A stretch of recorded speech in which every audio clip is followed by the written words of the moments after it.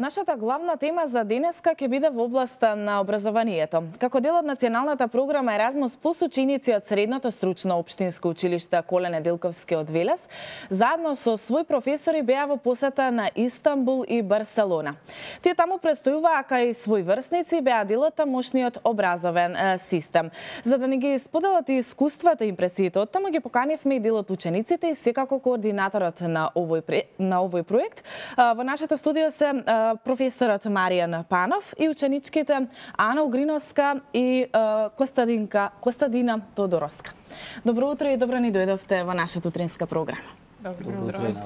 Ја кажав и во најавата главната тема за вашето доаѓање. Ете, ќе им ги споделиме импресиите за вашите две патувања кои што ги имавте и во 2016 во ноември и сега во март кои што бевте во Истанбул. Професор, еве од вас ќе започнам.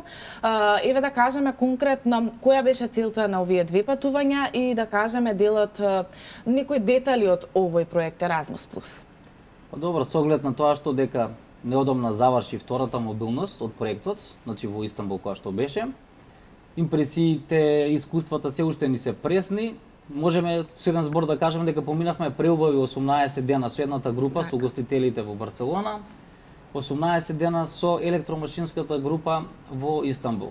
Така. Целта беше за да ги видиме, значи, новите иновации кои што ги имаат, нивниот наставен процес, програмата и во Барселона, и во Истанбул. Значи, практичните искуства, да ги споредиме нашите со нивните и новитетите, да ги прилагодиме и да ги имплементираме кај нас во нашата настава. Така, Костадина, ти беше во Истанбул, Ана беше во Барселона. Да. Ајде еве да кажеме како поминавте таму, кое беше вашето искуство првично пред се? Пред се научивме многу нови работи во областа од нашата струка.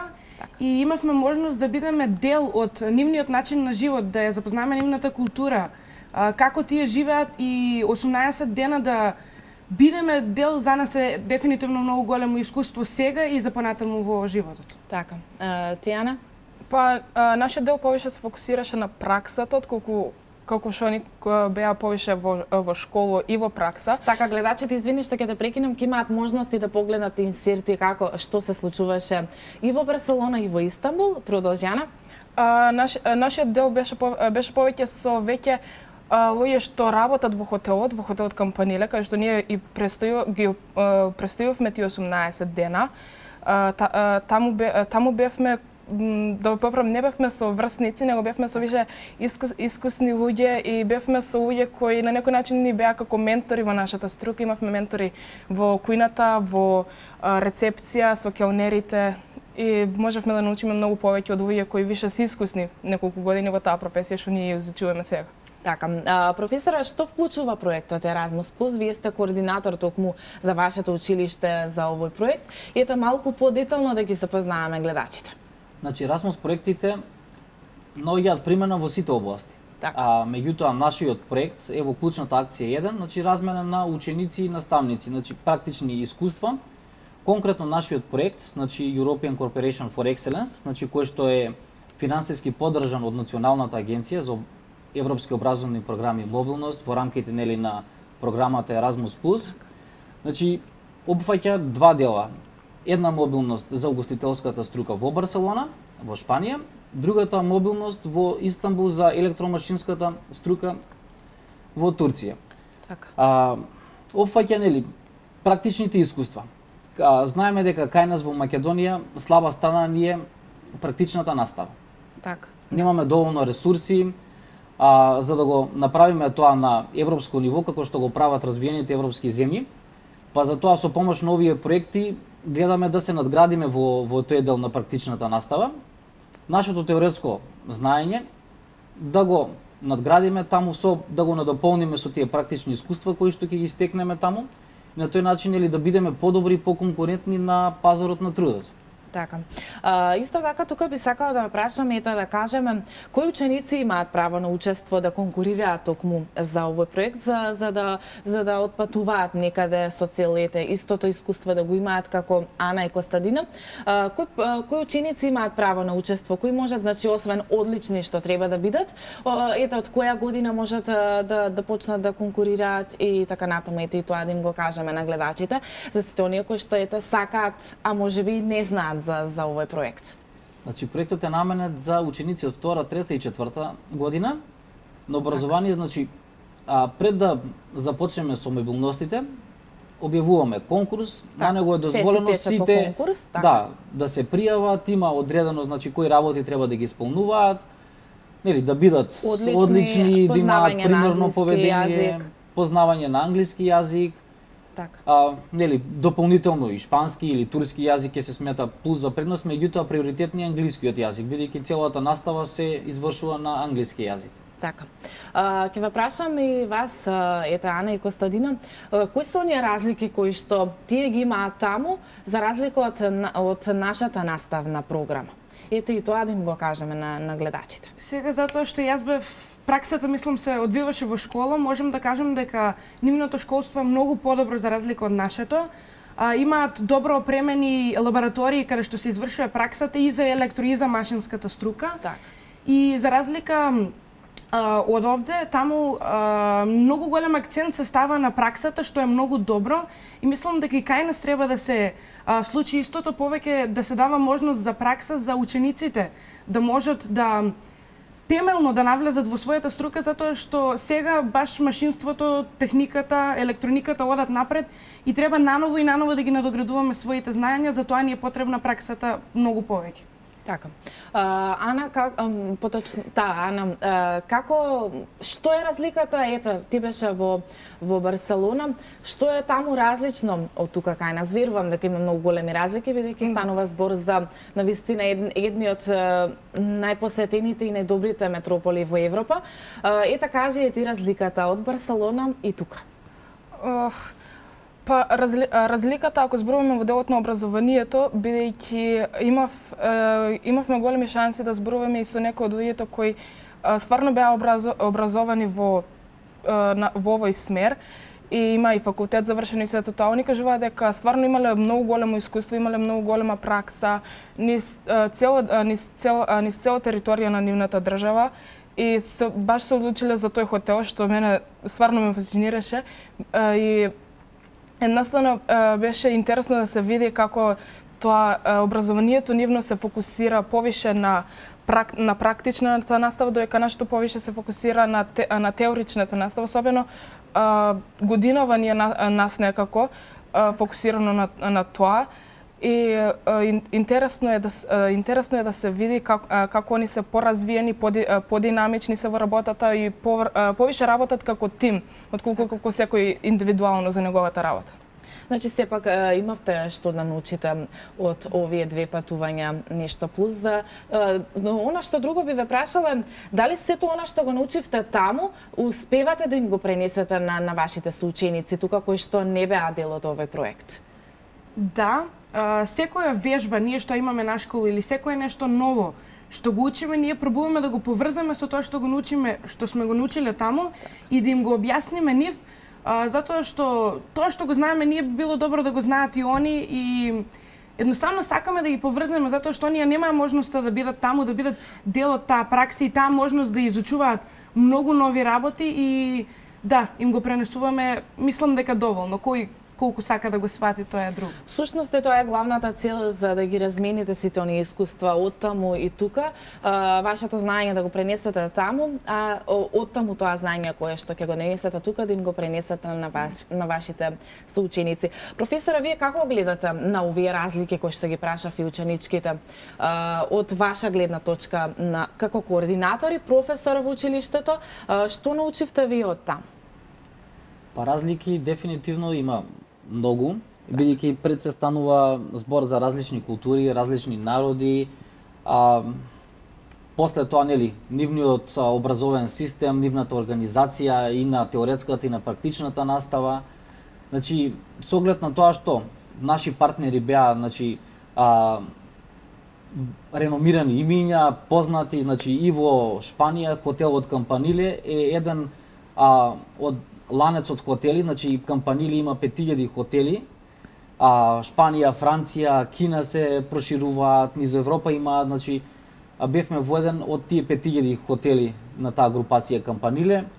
Во Турција бевме во Еркан Авчи училиштето, кое што е едно од 5 државни финансирани училишта и има најголемата лабораторија во Турција за електро и машинска струка. Значи буквално лабораторијата им е опремена со машини, со опрема, со алати, кои што да не кажам можеби ги немаме и во одредени компании кај нас. Значи современи CNC машини, значи сами поставуваат лифтови, значи практичната настава им е на многу високо ниво. И на тој начин може да добиеме значи многу позитивни искуства од таму и да ги пренесеме значи кај нас на нашите ученици и да ги натераме и на вашите колеги деца.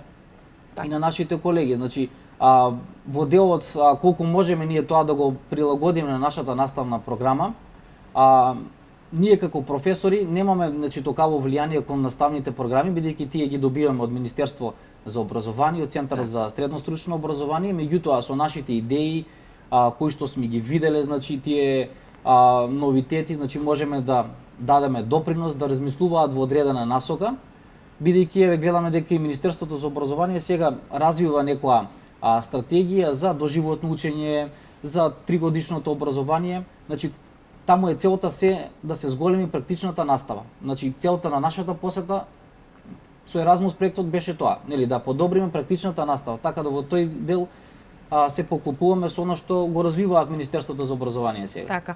Тука морам да напоменам дека ви имате како училиште соработка со одредени фирми од приватниот сектор во Велес. Морам да ја кажам тука фабриката Бракочина. Ете и таму имате практична настава, мислам, така? Или сепак не одите таму, туку само вие како соработка? Значи одат и дел со професори по практична настава, одат група, значи од машинската струка, одат на посета потребни во Брако. Целта ми беше да кажам дека ви се потребни сите овие практики, поточно особено за овие насоки кои што ги имаат вашите ученици и за тоа и сте стручно училиште. Она што друго би ве прашала, бевте и во Барселона и во Истанбул. Кои се разликите помеѓу овие два града? Ете, вие можете да ми го одговорите тоа, бидејќи ученичките не беа на двете места. Има разлики секако, но ете, според вас кои се оние најочигледните? Разлики. Не можам да кажам разлики, бидејќи секој град си има своја магија. Так. Нели, посебен. Барселона си е посебна. Ако гледаме, нели, каталонците се тука, нивниот начин на живот, борбеноста нивна и целата Барселона е така во тој стил направена. За разлика од тоа, во Истанбул пак се вклопуваат две култури.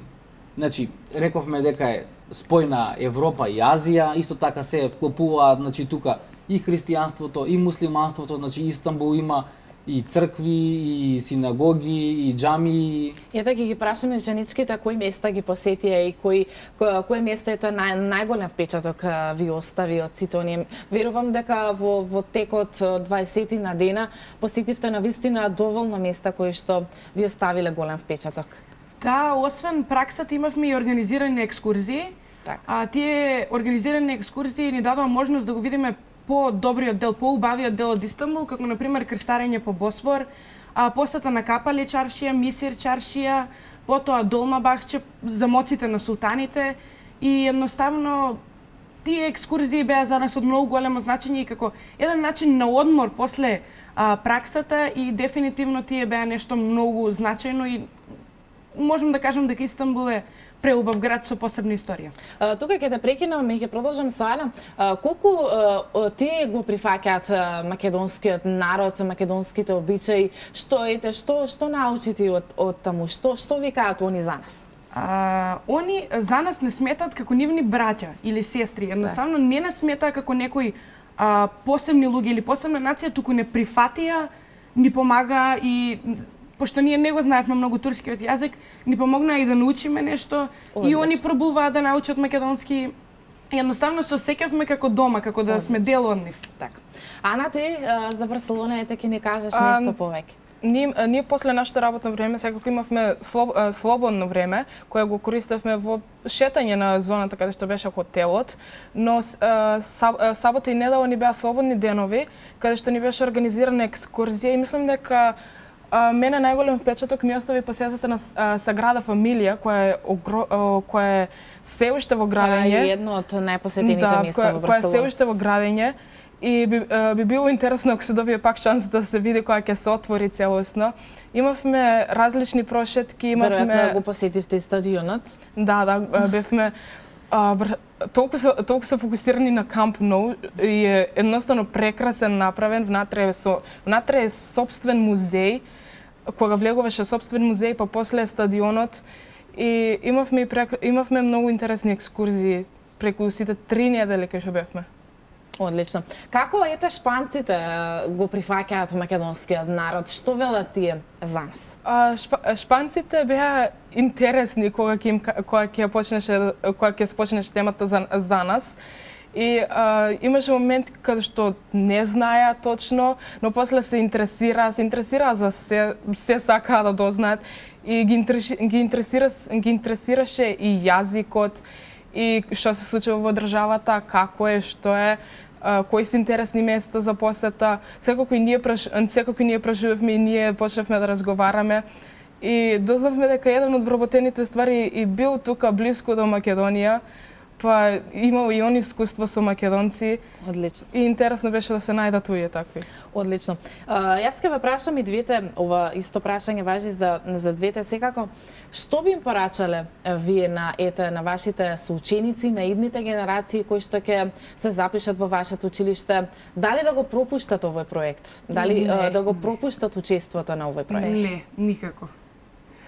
Прво треба да се навлезе длабоко во струката и да се сака струката што ја изучуваат.